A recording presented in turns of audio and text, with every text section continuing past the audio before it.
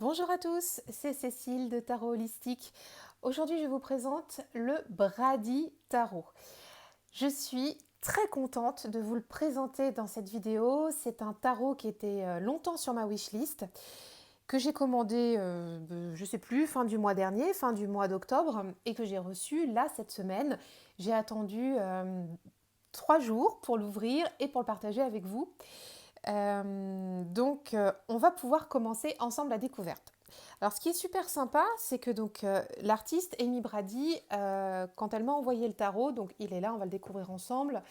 Elle m'a envoyé aussi un petit autocollant que vous voyez là et un petit mot. Merci beaucoup Cécile, qu'elle a eu l'extrême gentillesse de m'écrire en français. Je vous avoue que ça m'a énormément touchée.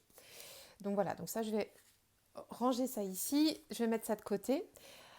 Donc c'est la seconde édition du Brady Tarot. Il se présente comme ça dans la boîte avec un petit papier autour. On va le mettre de côté. Et la boîte ici, on a la chouette qui est en incruste ici. Donc on a un toucher mat. C'est une extrêmement jolie boîte. Voilà. Un voyage. Ici on a une inscription. Un voyage autour du monde sauvage. Vous voyez, hop, voilà, ça s'affiche. Hop, je vais vous l'ouvrir ici. Et dans la boîte, on a des cartes qui ont la tranche dorée. C'est super joli. Tout se présente comme ça. Donc ça, je vais le mettre de côté aussi. Donc Amy Brady, elle vit à Denver. Et donc c'est une artiste, c'est elle qui a dessiné toutes les cartes. Et c'est Rachel Pollack qui a écrit le livre. Alors Rachel Pollack, c'est un grand nom, une grande auteure qui a écrit beaucoup de livres sur le tarot, qui est de renommée internationale. Donc c'est elle qui a rédigé tout ça. Et alors, je n'ai pas encore plongé dedans, donc je ne peux pas vous dire tout à fait ce que j'en ai pensé, hein, bien sûr. Je pense que je reviendrai peut-être vous faire une vidéo dans quelques semaines quand j'aurai bien travaillé avec et j'aurai appris à le connaître. Donc, on a toutes les cartes ici qui sont présentées. Donc, par exemple, ici, la mer de plumes, donc on le verra, hein, les bâtons sont des plumes dans le jeu. Et on a aussi à la fin des exemples de tirages qui vous sont proposés ici. Voilà, donc par exemple, ce tirage-ci, hop. Donc tout ça, c'est Rachel Pollack qui l'a créé. Donc je prendrai soin de, vous voyez, il y a une incrustation ici, encore super joli ce petit livret. Il a l'air bien complet, hein. Je pense que il peut peut-être faire tout petit comme ça, mais en fait, il a l'air vraiment, vraiment très complet. Donc j'ai grand hâte de plonger dedans. Je vais le mettre de côté également. Amy Brady, donc elle est américaine, elle vit à Denver. Et en fait, Amy Brady, elle pensait avoir des racines Cherokee dans sa famille. Elle en était persuadée, comme toute sa famille. Et son grand-père l'a initiée aux pratiques amérindiennes quand elle était petite.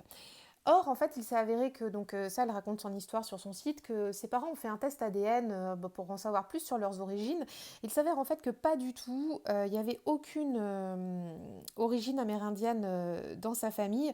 Néanmoins, elle a quand même gardé cette culture et c'est ce qu'elle partage dans ce tarot. Et ce qui est super chouette, c'est que quand on achète le Brady Tarot, donc qui est un jeu auto-publié, il y a 15% du tarif qu'on paye qui va être versé aux associations, aux organisations non gouvernementales qui vont venir en aide aux associations qui s'occupent des peuples amérindiens et de l'environnement en Amérique. Donc ça, c'est vraiment une très très belle action. Donc je l'ai acheté sur le site Brady Tarot, Amy Brady, donc deuxième édition. Voilà, donc il faut passer par l'auteur pour pouvoir se le procurer.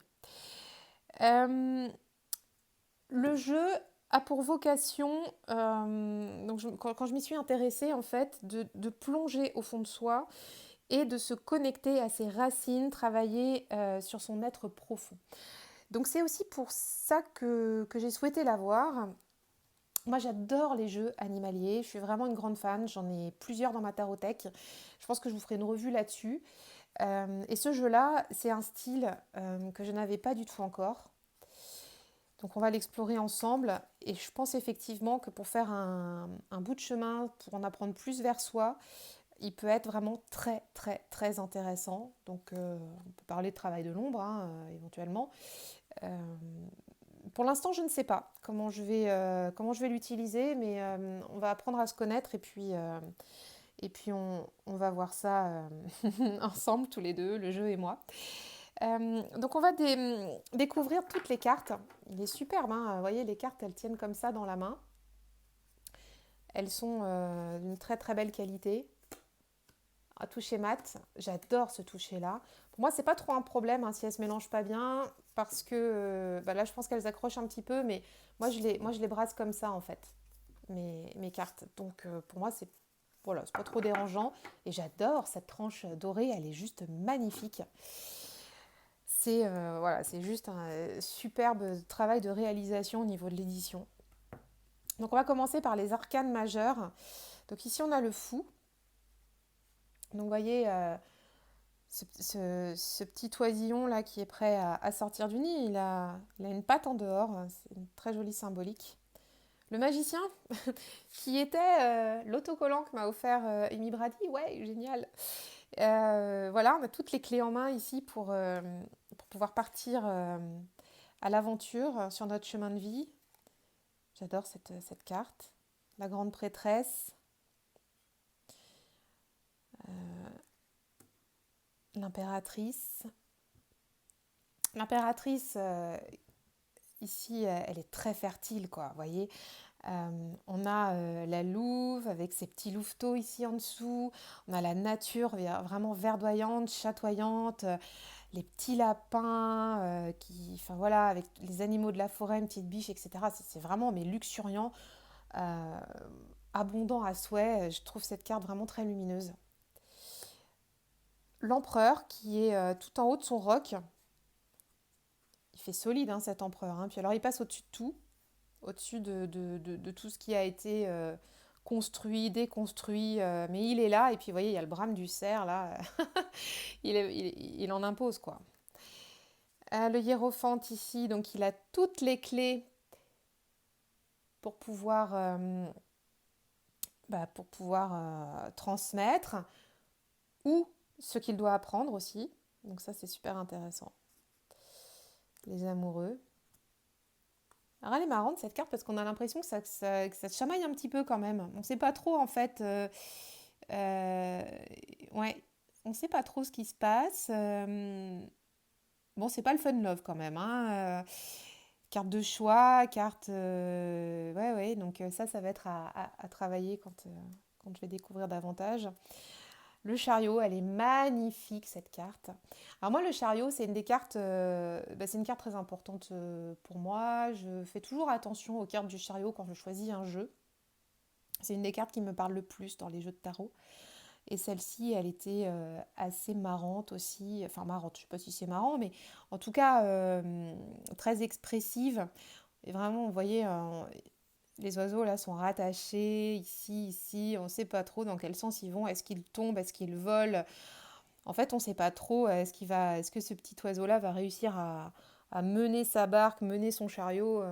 Ça encore, c'est intéressant à travailler.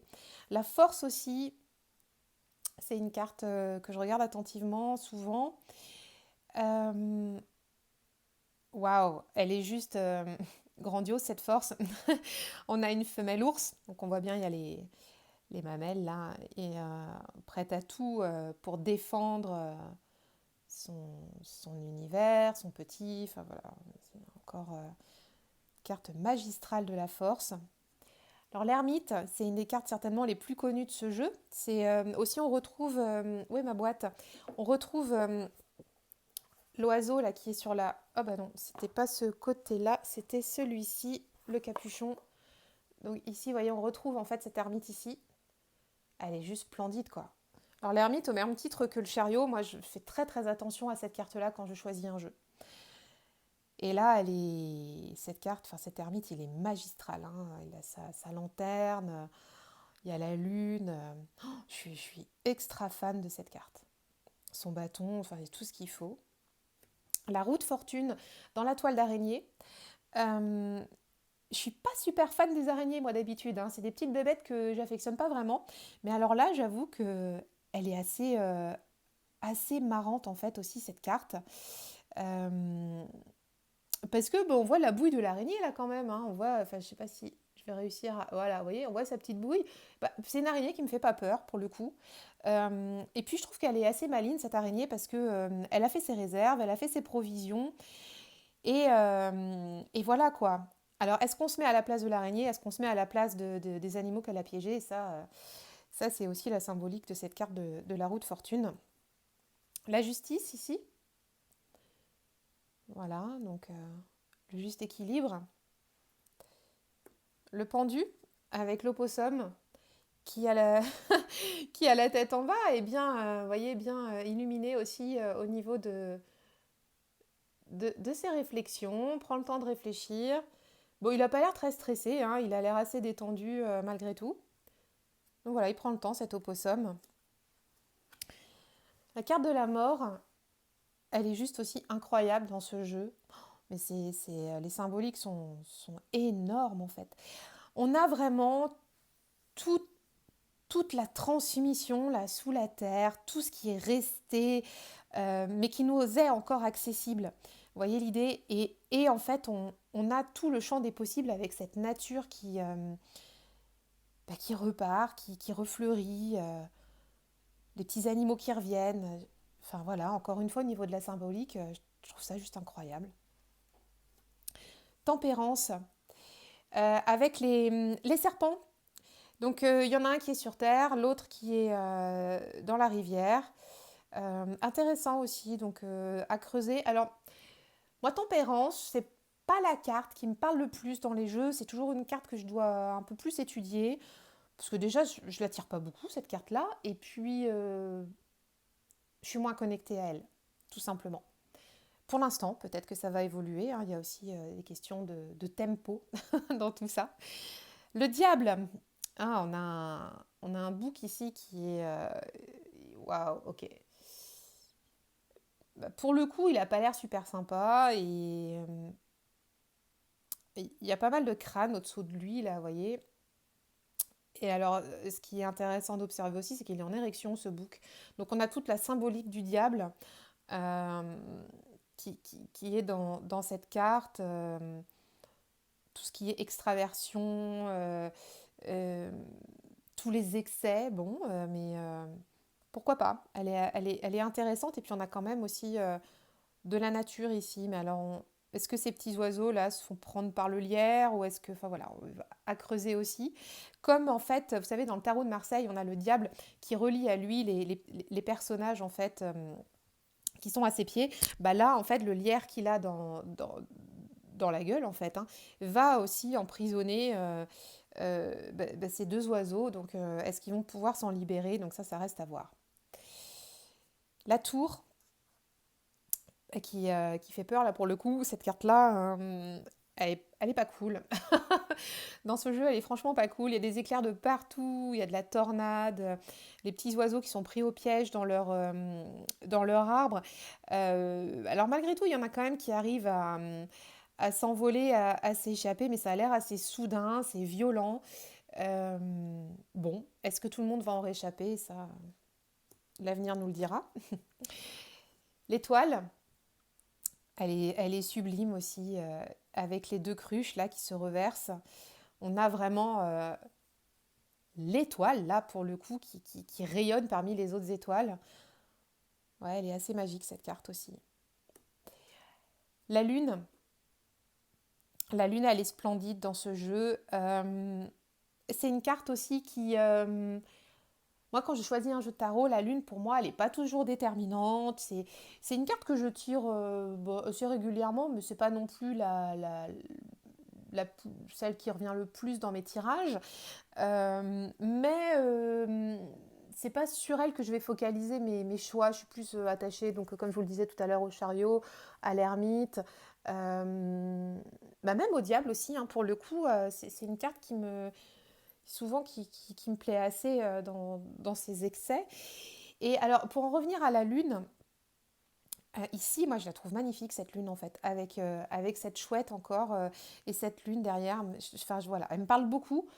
beaucoup plus que dans certains jeux. Donc ça aussi c'est intéressant parce que je pense que je vais pouvoir faire un travail avec le Brady Tarot que j'ai pas encore fait avec d'autres jeux que j'ai dans ma tarothèque.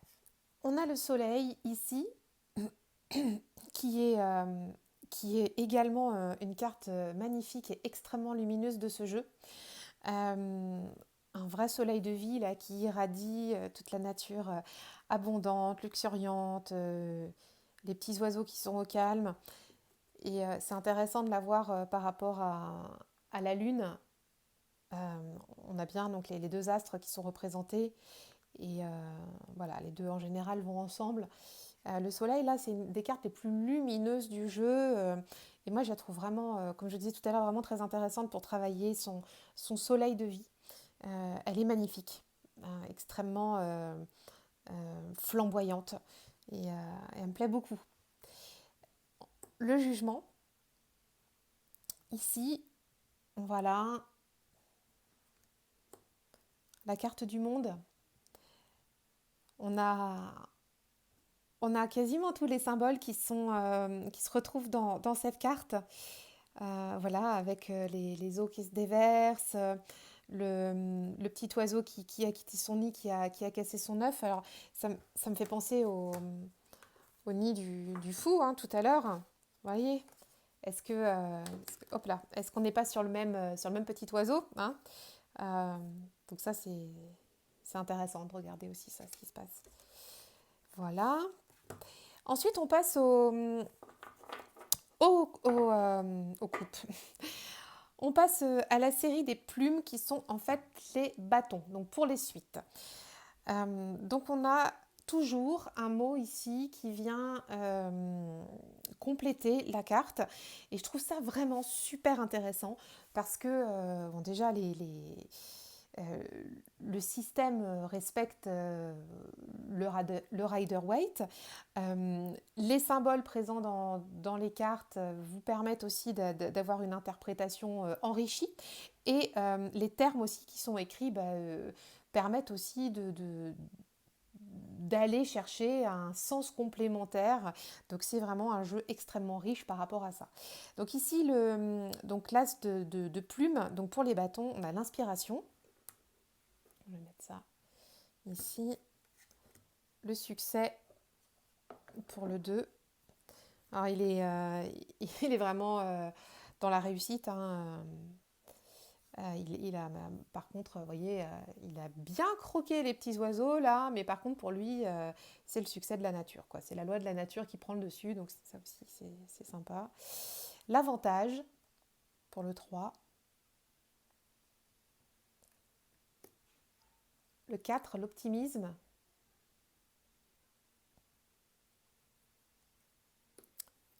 Le 5, la rivalité. Ah, c'est grosse bagarre ici. La victoire.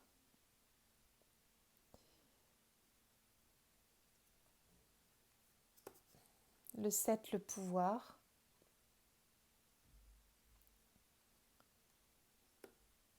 Le 8, la rapidité. Alors, dépêche-toi, parce que là, tu vas te faire croquer par l'aigle. Hein. Ça va vite arriver, quoi.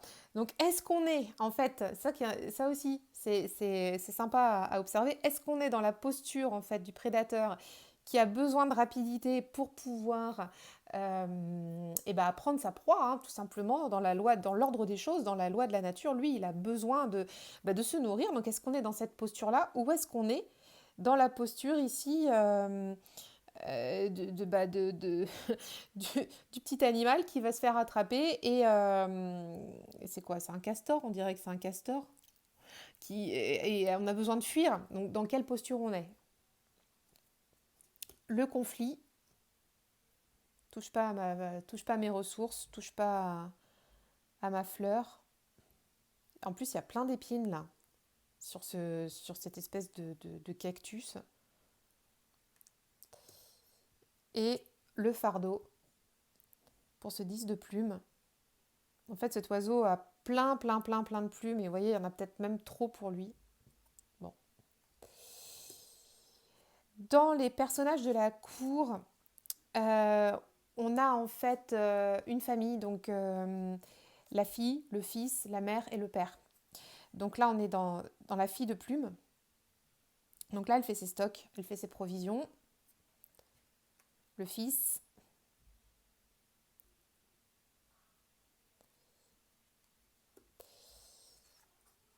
la mère ici, qui est aussi a pas mal de provisions autour d'elle. Et vous voyez, ça travaille aussi hein, autour d'elle. On se la coule pas douce, quoi. Et le père de Plume, on est dans une carte plus compliquée ici. Il y a du feu. Voilà, est-ce qu'il maîtrise? Est-ce qu'il est en danger? Bon, elle est assez forte, hein, cette carte au niveau énergétique. Ensuite arrive la suite des coupes. Et en fait, on a des cornes pour illustrer ces jolies coupes. Donc le premier, c'est la joie, l'union en numéro 2. Donc là, on suit bien le Rider-Waite, hein, pas de souci, avec les cruches là, qui se déversent. La célébration. Là, ils sont dans le fun, hein, ça s'amuse. Il y a de la fête. L'apathie.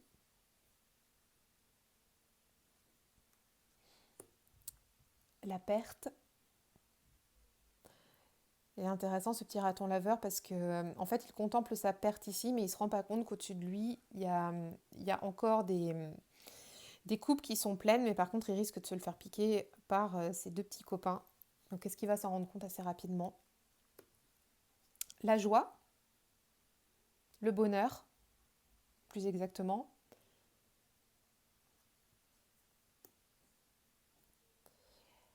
Alors la violation, euh, on a en fait dans cette carte nos petits castors là qui ont construit leur barrage, ils sont bien contents, ils se reposent, ils ont fait un gros travail. Mais par contre, en dessous, on vient leur piquer tout ce qu'ils ont protégé, ramassé, provisionné. Donc en fait, ouais, on est clairement dans un esprit de vol et de violation de ce qu'ils ont fait, quoi. Voilà. Il se passe plein de choses pendant que nos petits castors dorment. Le départ, ici, pour ce 8 de coupe, avec cette petite libellule. L'accomplissement, il a l'air bien content, lui. Hein. Ouais. C'est l'accomplissement dans le sens l'aboutissement, quoi. La complétion, on a tout.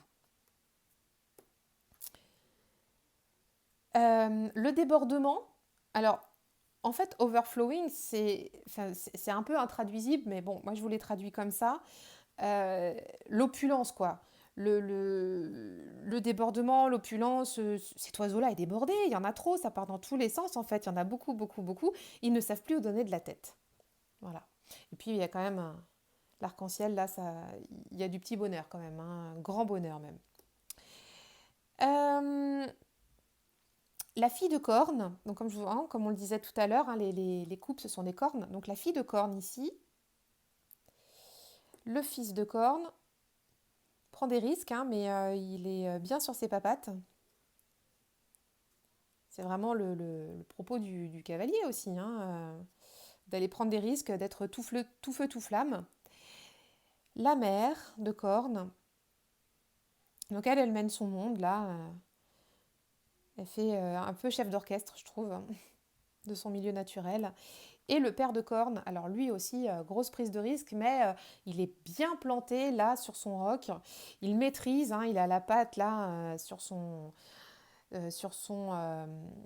comment dire, sur son bâton, mais voilà, il domine son monde. Est-ce qu'il est en danger? Est-ce qu'il l'est pas? Moi, je le sens plutôt serein. Bon, voilà.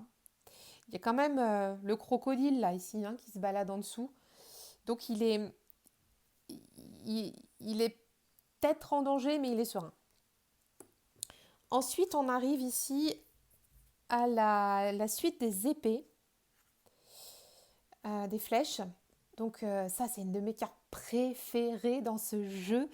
L'as d'épée, l'as de flèche, waouh! Juste majestueuse cette carte.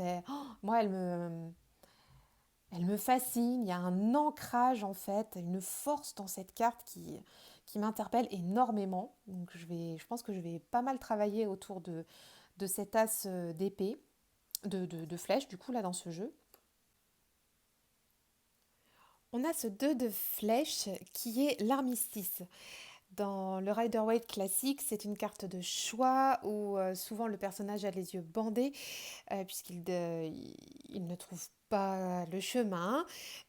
Ici, on a deux prédateurs qui étaient en train de se battre. Ils sont tous les deux blessés, mais on comprend bien que en notant l'armistice ici, si on est capable de faire une pause, de prendre le temps, d'analyser ce qui s'est passé et de faire la trêve, on pourra certainement s'en sortir puisqu'ils n'ont pas l'air d'être blessés à mort. Donc ça, c'est aussi pertinent. Ici, on a la carte du deuil pour le 3 de flèche. Hop. Est-ce qu'il y a un deuil à faire, quelque chose à laisser partir? La carte du retrait, 4 de flèche. La défaite. Alors lui, il est vraiment très très très très mal en point. Elle est cruelle cette carte. Voilà, est-ce qu'il va s'en sortir? Est-ce qu'il va rester là pour terminer sa vie? On ne sait pas trop. Le passage, avec une belle envolée. La ruse, pour le 7 de flèche, on voit tous ces petits écureuils là qui sont en train soit de casser les flèches, soit de les voler. Qu'est-ce qui se passe? Voilà, donc assez rigolote aussi cette carte. L'oppression,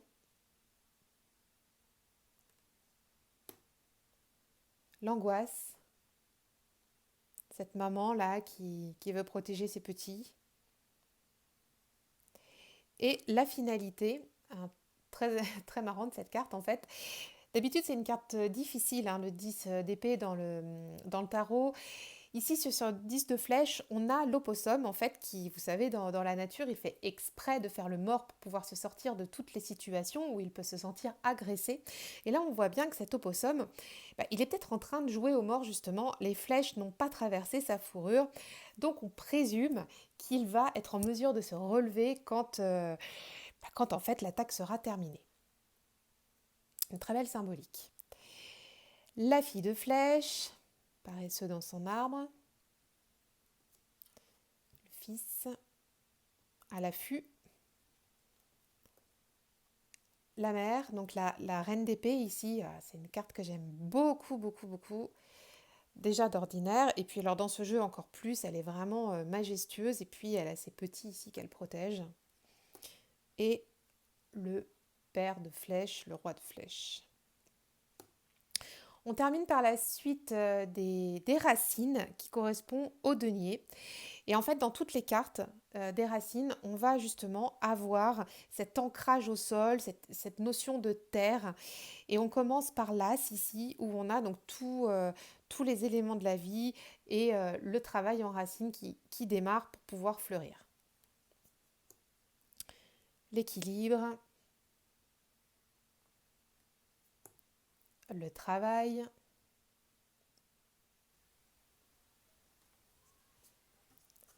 la préservation, vient se ressourcer en racines et on laisse faire le temps faire son œuvre. La rareté, le manque. Ici, on voit bien que là, ils sont très très amochés. L'altruisme. Qu'est-ce qu'elle est belle cette carte. Avec ce serpent et ce lièvre. La croissance. La discipline. Vraiment très riche en abondance aussi, mais très très structurée. L'accomplissement.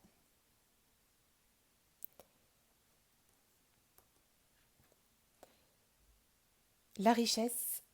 Hop. Là, on voit bien toute l'abondance qu'il y a sous la terre et hors de terre. La fille de Racine.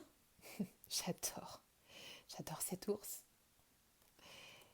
Le fils de Racine, avec toute la floraison au-dessus et lui qui travaille en terre. La mère de Racine et le père de Racine. Voilà. Et puis je vous remontre le dos des cartes. Parce que je ne sais pas si vous aviez bien vu tout à l'heure. Voilà. Je vais me servir de ce jeu pour travailler justement sur mes racines, mon ancrage, mes liens à la nature, comment évoluer dans ma propre vie, ma propre croissance. Alors j'espère que cette présentation donc, du Brady Tarot vous a plu. N'hésitez pas à partager cette vidéo si ça vous a aidé, si ça vous a plu. Vous pouvez me suivre aussi sur Instagram et je vous dis à très bientôt.